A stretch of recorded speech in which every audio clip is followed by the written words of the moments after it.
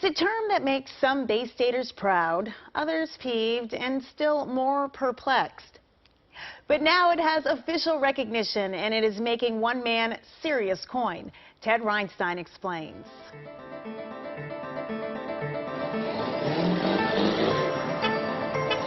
Admit it, when it comes to other people's driving habits, we've all slung a slur or two from the safe anonymity of our automobiles.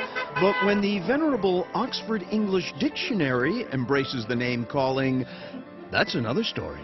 The Oxford English Dictionary has just included masshole in its late. Oh no, you don't like that. No.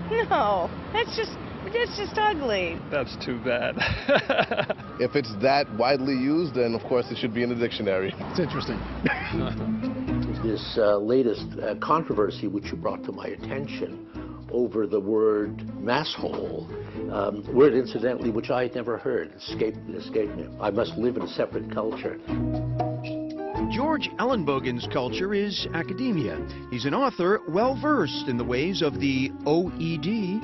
I think one of the delicious things about the Oxford English Dictionary is that it's always changing. It is not an Emily Post presence in the world of words. Ellenbogen likens the addition of this new noun to one new blossom in a garden. In this garden, there are some things that seem to be shapeless blobs, and they look very roughish, and then there are things that are incredibly elaborate, that almost point to a sensitivity of design. And just what kind of blossom is masshole? The roughage. The last laugh, it turns out, goes to Chris Wren, owner of Sully's Brand Sports Apparel in Peabody.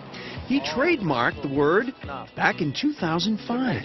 Now, will you be sending a masshole T-shirt to the folks at the Oxford English Dictionary? Yeah, I mean, I think it's probably the least we can do. I would say, right? You know, Sully's is a T-shirt company that markets T-shirts to Boston fans, so, you know, with slogans and expressions that they can't find in a pro shop. Believe in Boston is one of our longest standing trademarks and something that we've sold now since 2004. Originally, you know, we would make something and then 3 other companies would knock it off. So we started focusing on intellectual property that we could protect. A good move. Good also, so-called massholes apparently consider the label a badge of honor.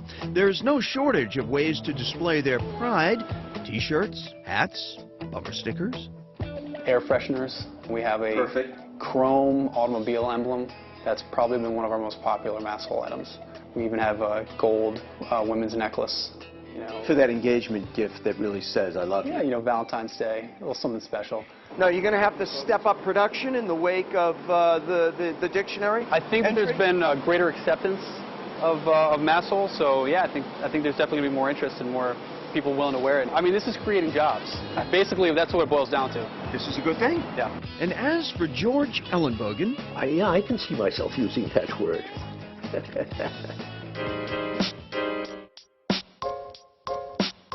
Purpose plus determination and motivation equals success.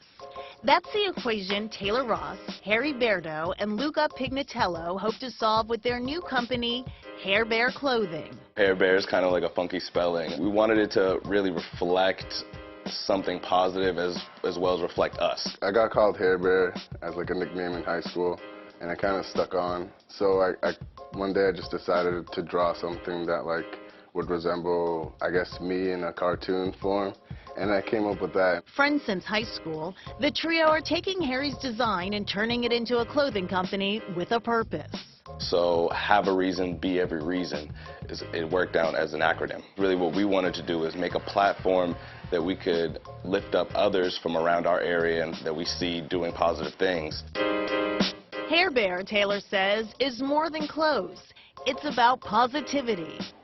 By utilizing their network of friends, Hair Bear has grown from Harry's sketch to shirts, tanks, crop tops, sweatshirts, hats, and backpacks.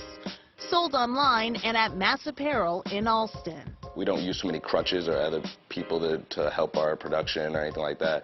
So it's kind of been somewhat of a challenge to be able to do everything from marketing to production and to design yourself when you're not used to or having done that at all. We try to be trendy and keep up with what's going on, what's hot.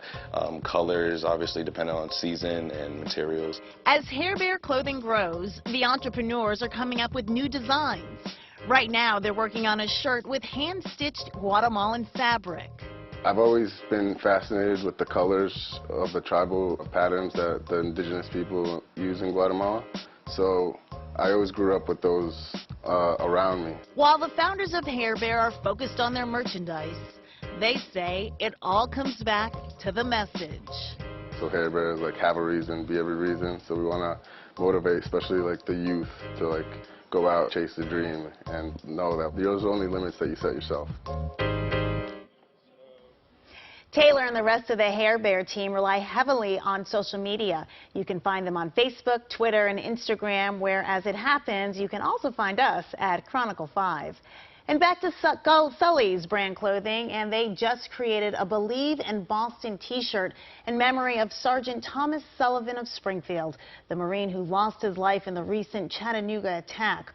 All profits go to his family, and in 1 week they sold 2,000 shirts. The first check to the family should exceed $30,000. Next, a way to own your next game night. We have things for birthdays, holidays, Christmas, vacation.